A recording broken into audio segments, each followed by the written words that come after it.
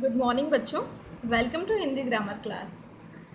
आज की क्लास में हम नया चैप्टर स्टार्ट करने जा रहे हैं, चैप्टर नंबर 7। और चैप्टर नंबर 7 का नाम है संज्ञा। संज्ञा आसान है पढ़ना, और मैं कहूँगी बेहद आसान है। एक बार समझ में आ जाए तो फिर हम लाइफ में कभी संज्ञा को नहीं भूल पाते हैं। और संज्ञा से हमारा जो रिश्ता है वो रोज़ का है। हमको रोज़ संज्ञा की ज़रूरत पड़ती है। किसी भी शब्द को बोलने में हमको संज्ञा लगती ही लगती है। संज्ञा के बिना हम अपना एक भी वाक्य पूरा नहीं कर सकते हैं। ठीक, तो आइए संज्ञा को पहले जानते हैं कि संज्ञा कहाँ से आई है और उसके बाद संज्ञा क्या है। देखिए, पहले हमने आपको एक चैप्टर पढ़ाया था शब्द विचार। उसमें हमने शब्दों पर बात की थी। उसमें हमने पढ़ा था कि प्रयोग के आधार पर शब्द दो प्रकार के होते हैं, विकारी शब्द और अविकारी शब्द। प्रयोग के आधार पर शब्द दो प्रकार के होते हैं, विकारी शब्द और अविकारी शब्द। विकारी शब्द कौन से होते हैं? ऐसे शब्द जिनमें लिंग, वचन, काल और कारक, जिनमें लिंग, वचन, काल और कारक, ये चार चीज़ें हैं। लिंग के आधार पर, वचन के आधार पर, काल के आधार पर या कारक के आधार पर शब्द के रूप में परिवर्तन आता है, उन्हें विकारी शब्द कहते हैं। विकार आता है, विकार का मतलब चेंज आता है, उन्हें विकारी शब्द कहते हैं। और जिनमें इस आधार पर कोई चेंज नहीं आता है उन्हें अविकारी शब्द कहते हैं। अब विकारी शब्द भी चार होते हैं और अविकारी शब्द भी चार होते हैं। आज केवल हम विकारी शब्दों की बात करेंगे। तो जिनमें परिवर्तन आता है वो विकारी शब्द होते हैं, और वे कौन से होते हैं? संज्ञा, सर्वनाम, विशेषण और क्रिया। ये चारों जो हैं ये किस में आते हैं? ये विकारी शब्दों में आते हैं, क्योंकि इनमें लिंग, स्त्रीलिंग, पुल्लिंग, वचन, एक वचन, बहुवचन, काल, वर्तमान काल, भूतकाल, भविष्यकाल और कारक, कर्ता ने कर्म को करण से संप्रदान के लिए, ये इनके आधार पर इन शब्दों में क्या होते हैं? परिवर्तन किए जा सकते हैं, परिवर्तन हो सकते हैं, उनमें हम चेंज ला सकते हैं, उनका रूप बदल सकते हैं, इसलिए हम उन्हें विकारी शब्द कहते हैं। तो सबसे पहला जो विकारी शब्द है वो संज्ञा है, जिसके बारे में आज हम बात करने वाले हैं कि संज्ञा क्या होता है। आइए पहले आपकी बुक से स्टडी करते हैं और उसके बाद कुछ इंपॉर्टेंट लेसन संज्ञा के बारे में हम अलग से नोटबुक पर भी समझेंगे। Okay, so let's start the video. देखिए बच्चों, चैप्टर 7 संज्ञा, और संज्ञा को इंग्लिश में हम सभी जानते हैं, क्या बोलते हैं? छोटा सा नाम है, NOUN, नाउन। इंग्लिश में भी संज्ञा वही है जो हिंदी में है। इंग्लिश में भी नाउन वही है जो हिंदी में संज्ञा है, ऐसे बोल दीजिए। देखिए, आप जब अपने चारों ओर देखते होंगे, if we look around us, तो आपको बहुत सारी वस्तुएं दिखाई देती होंगी। बिल्कुल, हम अपने चारों तरफ देखते हैं तो हमें बहुत सारी वस्तुएं दिखाई देती हैं, और बहुत सारे प्राणी भी दिखाई देते होंगे। हाँ जी, दोनों चीज़ें दिखाई देती हैं। जो प्राणी होते हैं जिसमें जीवन होता है वो भी दिखाई देता है, और जिसमें जीवन नहीं होता है वो भी दिखाई देता है। जैसे ये अगर हम व्यू देखें तो इस व्यू में हमको क्या दिखाई दे रहा है? देखिए, इस फोटो में हम देख रहे हैं बहुत सारी बिल्डिंग्स हैं। तो ये क्या है? वस्तुएं हैं, पेड़ हैं, इसमें जीवन है, गाय है, जीवन है, लैंप्स लगी हुई हैं, जीवन है, सूरज है, चिड़िया है यानी कि पक्षी है, बस है ना, कारें हैं, सड़क है, बेंच लगी हुई है, आदमी है, महिला है, पुरुष है, फुटपाथ है, खिड़कियां हैं, बादल है, आसमान है ना, इतने सारे शब्द, ये सब कुछ हम देख रहे हैं। तो हम अपने आसपास बहुत सारी चीज़ें देखते हैं, जैसे पेड़ पौधे हैं, सड़क है, वाहन है, लोग हैं, घास है, चरती हुई गाय है, बिजली के खंबे हैं, खंभे भा बनाते हैं, ध्यान रखना, ब नहीं बनाते हैं, बल्ब है, दुकान भी हैं, दुकानें भी हैं, ठेले हैं, स्कूल है, पक्षी है, फूल है, फल है, आसपास बने हुए घर हैं, दुकानें, ठेले, स्कूल है, बैंक है, बस स्टॉप है, उद्यान मतलब गार्डन है, बगीचा है, बेंच है। ये सारी चीज़ें हम अपने आसपास देख रहे हैं। या हम कहीं और खड़े हो जाएं तो कुछ और चीज़ें हम और देखेंगे। इनमें से कुछ हम जैसे मनुष्य हैं, कुछ जानवर हैं, या अन्य जीव हैं और कुछ स्थान हैं और कुछ वस्तुएं हैं। आपने इन सारी वस्तुओं को कैसे पहचाना? जाहिर सी बात है, इनके नाम से। अब हम इसको कैसे पहचानेंगे? हम बोलेंगे गाय है, चर रही है, घास चर रही है, तो हमें हर चीज़ का नाम मालूम है ना। वो जो कर रही है उसका नाम मालूम है, उसे चरना कहते हैं। वो जो है उसका नाम मालूम है, वो क्या है? गाय है। और क्या चर रही है उसका भी नाम मालूम है, क्या है? वो घास चर रही है। तो स्पष्ट है, हमने इनको इनके नाम से पहचाना। तो हमारे चारों ओर जो कुछ भी है, हमारे चारों ओर जो कुछ भी है, सबसे पहली बात तो हमारे चारों ओर क्या है? हमारे चारों ओर प्राणी हैं, हमारे चारों ओर वस्तुएं हैं और हमारे चारों ओर कोई जगह है। इसके अलावा हमारे चारों ओर दिखाई देने वाला कुछ नहीं है। तो हमारे चारों ओर जो कुछ भी है उसका कुछ ना कुछ नाम है, और हिंदी व्याकरण में इसी नाम वाले शब्द को संज्ञा कहते हैं। बहुत छोटी सी बात हो गई यहाँ पर। क्या है देखो, हमको अभी बताया गया कि हमारे चारों ओर,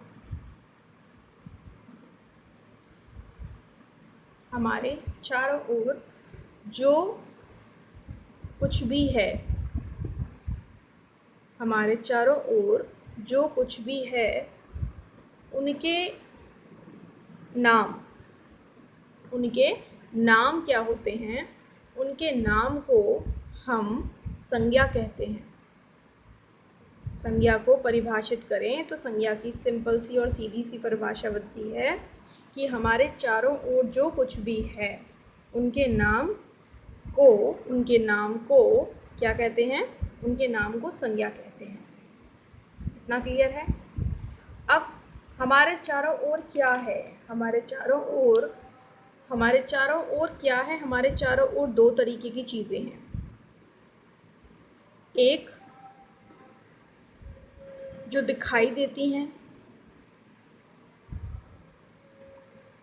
एक जो दिखाई देती है और दूसरा जो महसूस होती है। एक जो दिखाई देती है और दूसरा जो महसूस होती है। महसूस होने का मतलब जो दिखाई नहीं देती है। अगर वो फील हो रही है, केवल और केवल फील हो रही है, तो वो दिखाई नहीं दे रही है। तो जो दिखाई देती है वो है वास्तविक। क्या है? जो दिखाई देती है वो है वास्तविक, या बोल सकते हैं वो है यथार्थ, या बोल सकते हैं वो है सगुण, या बोल सकते हैं वो है दृश्य। जो दिख रही है वो दृश्य है ना। और जो महसूस होती है वो यथार्थ नहीं है, वो है भाव। वो क्या है? भाव है, या कह सकते हैं कि वो निराकार है ना। उसका कोई आकार ही नहीं है तो वो निराकार है, या बोल सकते हैं कि वो क्या है? वो अदृश्य है। तो हमारे चारों तरफ हमको दो तरीके की चीज़ें दिखाई देती हैं। एक वास्तविक चीज़ें दिखाई देती हैं, ठीक, और एक अवास्तविक चीज़ें दिखाई देती हैं। इसे हम अवास्तविक भी बोल सकते हैं। क्या बोल सकते हैं? अवास्तविक चीज़ें भी बोल सकते हैं। इतनी बात तो यहाँ तक समझ में आती है आपको? हमारे चारों तरफ हमको दो तरीके की चीज़ें दिखाई देती हैं। कौन कौन सी? एक जो सिर्फ महसूस होती हैं, दिखती नहीं हैं, और जो दूसरी जो बाकायदा दिखती हैं। ठीक है। अब जो दिखती हैं वो क्या हैं? वो या तो प्राणी हैं, जो दिखती हैं, दिखने वाली कौन सी चीज़ है? वो या तो प्राणी हैं जो दिखती हैं, या वस्तु हैं। कहने का मतलब दो तरीके की चीज़ों में जो दिखने वाली चीज़ें हैं उनमें कुछ ऐसी हैं जिनमें जीवन है, सजीव हैं, और कुछ ऐसी हैं जो निर्जीव हैं। या बोल सकते हैं कुछ जो है वो स्थान है, कुछ जो है वो स्थान है। ठीक है। तो प्राणी हैं, वस्तु हैं, स्थान है, ये तीनों क्या हैं? ये तीनों दृश्य की हैं, यानी कि ये तीनों हमें दिखाई देती हैं। प्राणी भी दिखाई देता है, वस्तु भी दिखाई देती है, और स्थान भी दिखाई देता है। ठीक। और अगर हम इसकी बात करें, इधर की बात करें, तो इधर क्या है? सिर्फ भाव हैं, महसूस होते हैं, फील होते हैं, दिखते नहीं हैं। इसके अलावा हमारे चारों तरफ कुछ भी नहीं है। अभी अभी हमने पढ़ा, हमने क्या पढ़ा? हमने पढ़ा हमारे चारों ओर जो कुछ भी है उसके नाम को संज्ञा कहते हैं। तो हमारे चारों ओर क्या है, वही मैंने आपको समझाया। हमारे चारों ओर दो तरीके की चीज़ें हैं, एक जो दिखाई देती हैं और दूसरी जो महसूस होती हैं। जो दिखाई देती हैं उन्हें वास्तविक चीज़ें, यथार्थ चीज़ें, आप सगुण चीज़ें, दृश्य चीज़ें, कुछ भी कह सकते हैं। और जो दिखाई नहीं देती, महसूस होती हैं, उन्हें अवास्तविक चीज़ें, भाव कह सकते हैं, निराकार कह सकते हैं या दृश्य कह सकते हैं। तो उनमें सारे भाव आ जाते हैं, सारी दशाएं आ जाती हैं और यहाँ सारे प्राणी आ जाते हैं, दुनिया की सारी वस्तुएं आ जाती हैं और दुनिया के सारे स्थान आ जाते हैं। तो हमारे चारों ओर यही चारों चीज़ें हैं। तो जब यही चारों चीज़ें हैं तो इन्हीं चारों चीज़ों के नामों को हम संज्ञा बोलते हैं। तो संज्ञा की परिभाषा में इन चारों शब्दों को शामिल किया जाता है। आइए देखें, देखिए संज्ञा की परिभाषा। किसी भी प्राणी, व्यक्ति, प्राणी या व्यक्ति एक ही बात है, वस्तु, स्थान, भाव और गुण, ये भी एक ही बात है, उसके नाम को क्या कहते हैं, संज्ञा कहते हैं। तो अगर आप यहाँ से गुण हटा दें और यहाँ से व्यक्ति हटा दें तो भी परिभाषा अपने आप में पूरी है। किसी भी प्राणी, वस्तु, स्थान और भाव के नाम को संज्ञा कहते हैं। दुनिया में जितनी भी चीज़ें दिखाई देती हैं सबके नाम को संज्ञा कहते हैं। ये है बड़ी परिभाषा। अब दुनिया में जो चीज़ें दिखाई देती हैं वो टोटल कितने प्रकार की हैं, हमने डिवाइड कर लिया कि वो टोटल 4 ही प्रकार की हैं। कुछ प्राणी हैं, कुछ वस्तु हैं, कुछ स्थान हैं और कुछ भाव हैं। तो हमने उन चारों के नाम परिभाषा में लिख दिए। I hope you are getting what I am trying to say. किसी भी प्राणी, वस्तु, स्थान या भाव के नाम को संज्ञा कहते हैं। किसी के भी नाम को संज्ञा कहते हैं। और छोटा अगर आप बोलें, किसी के भी नाम को संज्ञा कहते हैं। मेरे हाथ में पेंसिल है तो पेंसिल शब्द जो है वो संज्ञा का उदाहरण है। आप किताब पढ़ रहे हैं तो किताब शब्द संज्ञा का उदाहरण है। मैं वीडियो बना रही हूँ तो वीडियो शब्द संज्ञा का उदाहरण है। मोबाइल से वीडियो बना रही हूँ तो मोबाइल शब्द संज्ञा का उदाहरण है।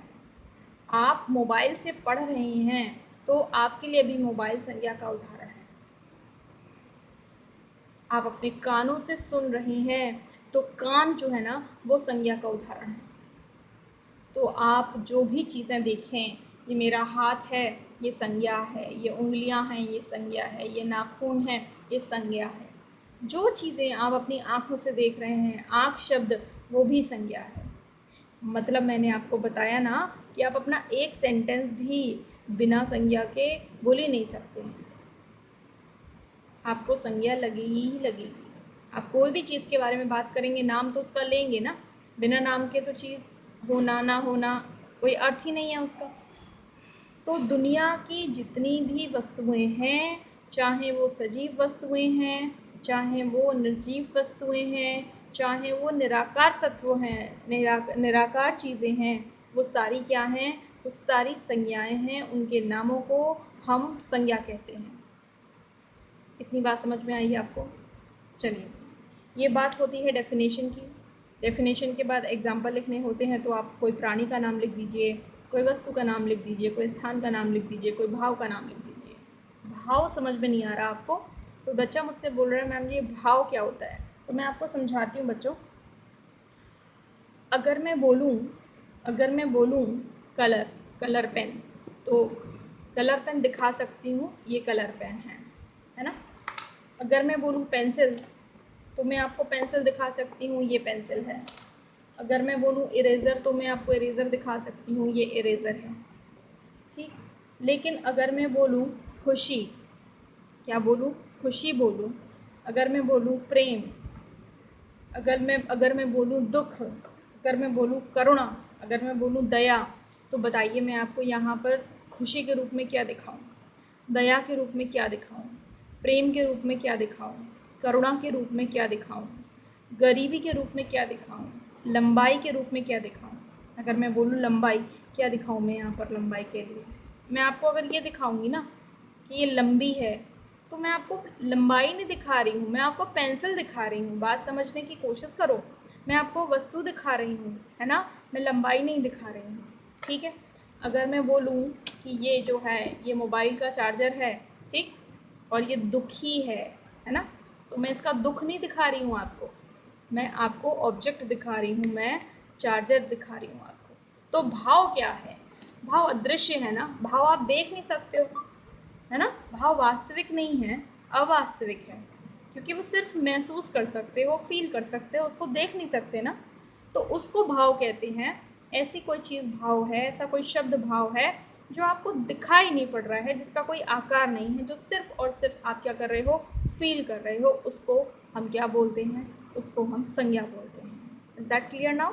ओके, आगे बढ़ते हैं, संज्ञा के प्रकारों की बात करते हैं कि संज्ञा के कितने प्रकार होते हैं। संज्ञा के प्रकार भी यहीं से निकले हैं, संज्ञा के प्रकार भी यहीं से निकले हैं। कैसे? हमने क्या किया, पहले हमने दो तरीके की संज्ञा डिवाइड की थी। पहली वाली कौन सी थी? पहली वाली थी जो दिखाई देती है, और दूसरी वाली थी जो महसूस होती है। तो जो संज्ञा दिखाई देती है उसके हमने दो भाग बना लिए। एक को हमने बोला व्यक्तिवाचक और एक को हमने बोला जातिवाचक। ठीक, तो ये संज्ञा के प्रकार हो गए, व्यक्तिवाचक संज्ञा और जातिवाचक संज्ञा। आप ये मत समझिएगा कि व्यक्तिवाचक संज्ञा में व्यक्तियों की बात की जाती है, नहीं। अभी हम बताएंगे कि व्यक्तिवाचक संज्ञा क्या होती है। वाचक शब्द का अर्थ होता है बताने वाला, व्यक्तिवाचक मतलब व्यक्ति के बारे में बताने वाला, जातिवाचक मतलब जाति के बारे में बताने वाला, और यहाँ से बन गया भाववाचक। क्या बन गया? भाव के बारे में बताने वाला, भाववाचक। ठीक, ये तीसरा प्रकार हो गया। अब चौथा और पांचवा प्रकार और बना, लेकिन वो जातिवाचक के पार्ट के रूप में बना। ठीक, कौन कौन से? एक बना द्रव्यवाचक संज्ञा, द्रव्यवाचक संज्ञा, और एक बना समूहवाचक संज्ञा। और ये किसके पार्ट आ गए? ये जातिवाचक के आगे के पार्ट हैं। जातिवाचक की ही हमने उपभेद बना दिए, भेदों के उपभेद बना दिए। तो इस तरह से आप देखो, संज्ञा टोटल 5 प्रकार की हो गई, व्यक्तिवाचक, जातिवाचक, द्रव्यवाचक, समूहवाचक और भाववाचक। ठीक है, अब देखो मोटी सी बात समझो, आसान है, सिंपल है। प्राणी, वस्तु, स्थान, तीनों के नाम इसमें आ रहे हैं और भाव के नाम इसमें आ रहे हैं। तो अगर हम किसी विशेष प्राणी की बात करें, किसी विशेष वस्तु की बात करें, किसी विशेष स्थान की बात करें, केवल विशेष स्थान, है ना, विशेष की बात करें, तो वो सारे नाम व्यक्तिवाचक में आते हैं, और ये सदैव एक वचन वाले हैं, क्योंकि ये एक ही हैं, विशेष हैं तो एक ही हैं दुनिया में, उनके जैसा कोई नहीं है। तो ये सारे नाम व्यक्तिवाचक संज्ञा में आते हैं। विशेष प्राणी हमने बोला अल्बर्ट आइंस्टीन। कितने हैं अल्बर्ट आइंस्टीन नाम के लोग? और जिन अल्बर्ट आइंस्टीन की हम बात कर रहे हैं वो कितने हैं? एक ही हैं, स्टूडेंट्स, आज के वचन वीडियो में बस इतना ही। नेक्स्ट वीडियो में we will cover the topic kinds of sentence according to the structure. Till then take care of yourself, bye bye. नाम लेना है, हमने बोला अपने शहर का नाम, हमने बोला आगरा। कितने आगरा हैं?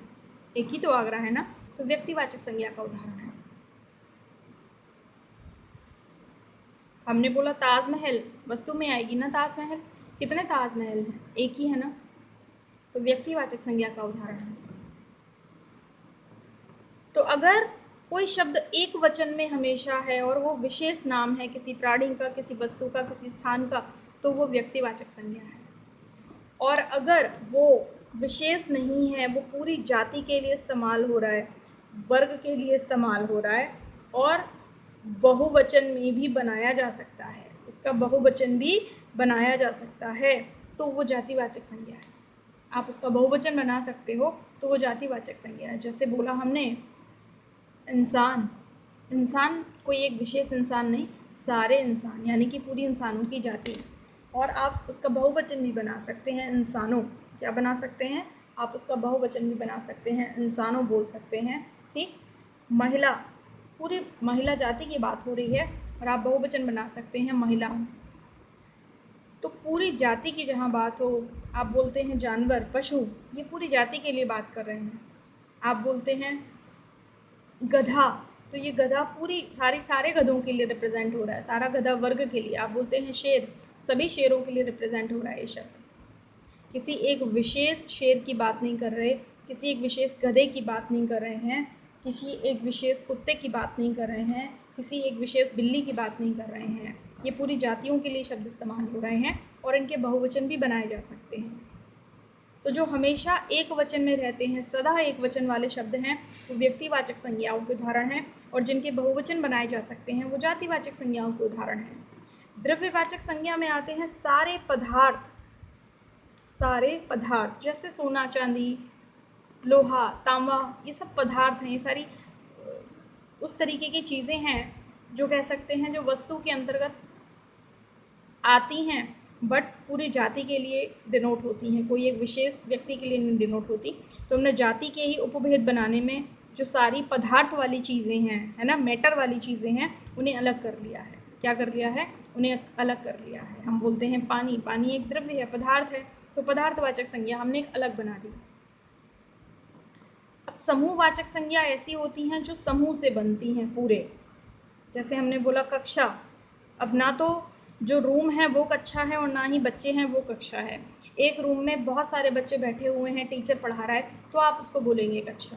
तो वहाँ पर पूरे समूह की बात आती है, बहुत सारे लोगों को मिलाकर, बहुत सारे चीज़ों को एक साथ मिलाकर अगर आप उन्हें कुछ नया नाम देते हैं तो उसे समूहवाचक संज्ञा कहते हैं।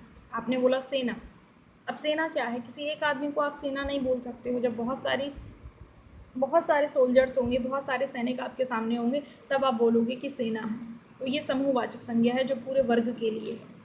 तो ये जातिवाचक संज्ञाओं के पार्ट हैं, आगे पढ़ेंगे हम इनके बारे में। भाववाचक संज्ञा, सिर्फ भाव के बारे में बात करेंगे। भाववाचक संज्ञा जैसे मैंने आपको बताया, दया, ममता, दुख, ठीक, गरीबी, ये सारे भाव हैं, इनका कोई आकार नहीं है। और ये भी हमेशा कैसे रहते हैं? एक वचन में रहते हैं। कैसे रहते हैं? एक वचन में रहते हैं। आप दया का बहुवचन नहीं बना सकते, आप ममता का बहुवचन नहीं बना सकते, आप दुख का बहुवचन नहीं बना सकते, आप गरीबी का बहुवचन नहीं बना सकते। और अगर आप इनका बहुवचन बना रहे हैं, जैसे आप बोलेंगे कि दुख का तो बना सकते हैं, दुखों, हाँ बना सकते हैं, मैंने कहा बना सकते हैं। तो जब तक ये एक वचन में इस्तेमाल होते हैं तब तक भाववाचक है। और अगर आपने कुछ ऐसे भाववाचक शब्दों का बहुवचन बना दिया, बन जाता है, कुछ कुछ का बन जाता है, तो फिर वो पहुंच जाते हैं जातिवाचक में। हाँ जी बच्चों, ये बहुत अलग चीज़ है, नई चीज़ है जो मैंने आपको बताई है। व्यक्तिवाचक संज्ञा एक वचन में हमेशा रहती हैं, भाववाचक संज्ञा एक वचन में हमेशा रहती हैं, जातिवाचक संज्ञाएं एक वचन में भी होती हैं, बहुवचन में भी होती हैं, और केवल जातिवाचक संज्ञाएं ही बहुवचन में होती हैं। तो अगर आप किसी भाववाचक संज्ञा का भी बहुवचन बना रहे हैं तो वहाँ पर भाववाचक संज्ञा बदल जाएगी किस संज्ञा में? जातिवाचक संज्ञा में। फिर आप उसको भाववाचक संज्ञा नहीं बोलेंगे, फिर आप उसको जातिवाचक संज्ञा बोलेंगे। खैर ये आगे की बात है, बट मैंने आपको बता दी है।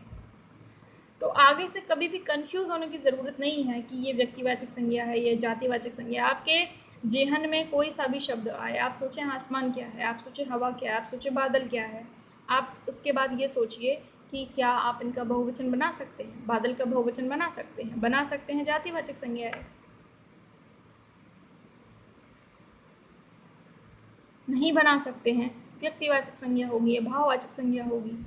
अब अगर उसका आकार है तो व्यक्तिवाचक संज्ञा है, और अगर वो निराकार है, उसका कोई आकार नहीं है, वो दृश्य में नहीं है, वो दृश्य जगत में है, तो वो भाववाचक संज्ञा है। Is that clear? ओके, चलिए देखिए, तो हिंदी में संज्ञाओं के 3 भेद मुख्य होते हैं: व्यक्तिवाचक संज्ञा, जातिवाचक संज्ञा और भाववाचक संज्ञा। व्यक्तिवाचक संज्ञा को इंग्लिश में प्रॉपर नाउन बोलते हैं, और किसी विशेष व्यक्ति, किसी विशेष वस्तु या स्थान का बोध कराते हैं, स्थान के बारे में हमें बताते हैं, उन्हें हम व्यक्तिवाचक संज्ञा कहते हैं। विशेष व्यक्ति, जैसे कबीरदास जी विशेष व्यक्ति थे, राज कपूर हीरो थे, विशेष व्यक्ति थे, सोनम, माधुरी, विवेकानंद, राजेंद्र प्रसाद, भगत सिंह, ये सब विशेष व्यक्ति हैं। सोनम आई थिंक हीरोइन की बात कर रहे हैं, सोनम कपूर। माधुरी हीरोइन की बात कर रहे हैं, माधुरी दीक्षित। अगर आप उन्हें जानते हैं, वैसे तो सोनम नाम की बहुत सारी लड़कियां है ना, लेकिन अगर आप उस सोनम की बात कर रहे हैं जिसे आप जानते हैं, तो वो विशेष सोनम हो गई आपके लिए, तो व्यक्तिवाचक संज्ञा है। स्थान दिल्ली, लखनऊ, कानपुर, अहमदाबाद, रावलपिंडी, ये सब स्थानों के नाम हैं। पुस्तकों के नाम है रामायण, कामायनी, गीता, बाइबल, गोदान। आपको मालूम है इन सब के लेखक कौन है? रामायण किसने लिखी बताइए? कामायनी। हाँ, गीता, वेरी गुड। बाइबल, हाँ जी। गोदान, प्रेमचंद, बिल्कुल, बहुत अच्छे। त्योहार का नाम, होली है। अब होलियाँ तो नहीं बनाएंगे ना, दशहरे तो नहीं बनाएंगे, दीपावलियाँ तो नहीं बनाएंगे, ईदें तो नहीं बनाएंगे। एक त्यौहार है ना, होलियाँ तो नहीं भूलेंगे आप, तो आप इनका बहुवचन नहीं बना सकते हैं। इसलिए ये त्यौहार प्रॉपर नाउन में आते हैं, व्यक्तिवाचक संज्ञाओं में आते हैं। नदी का नाम है गंगाएँ, यमुनाएँ, कृष्णाएँ, कावेरियाएँ नहीं बनाएंगे। एक ही नदी है, एक स्पेशल नाम है। पर्वत के नाम हैं हिमालय, अरावली, सतपुड़ा, नीलगिरी, हिंदुकुश। तो ये सारे सिंगल नाम हैं, विशेष चीज़ों के नाम हैं। तो ऊपर दिए गए सारे नाम विशेष हैं, विशेष व्यक्तियों के नाम हैं, विशेष स्थानों के नाम हैं, विशेष पुस्तकों के नाम हैं, विशेष त्योहारों के नाम हैं, विशेष नदियों के नाम हैं, विशेष पर्वतों के नाम हैं। तो ये सारे नाम किस कैटेगरी में आएंगे बच्चों? ये सारे व्यक्तिवाचक संज्ञाओं की कैटेगरी में आएंगे। ठीक है, अब विशेष नहीं है, पूरी जाति के लिए बोध करा रहे हैं, तो वो जातिवाचक संज्ञाओं की कैटेगरी में आएंगे। और अगर वो भाव हैं, इमोशन है, तो वो भाववाचक संज्ञाओं की कैटेगरी में आएंगे। तो इनको और ज़्यादा डिटेल में हम नेक्स्ट वीडियो में लेंगे, नेक्स्ट वीडियो में पढ़ेंगे। आज के वीडियो में मुझे बेसिकली आपको संज्ञा क्या होती है यही समझाना था। तो आज के वीडियो में बस इतना ही। नेक्स्ट वीडियो हम बनाएंगे, उसमें हम इनके भेदों की डिटेल में चर्चा करेंगे। ओके, तो मिलते हैं अगले वीडियो में। Till then take care of yourself, love you, bye.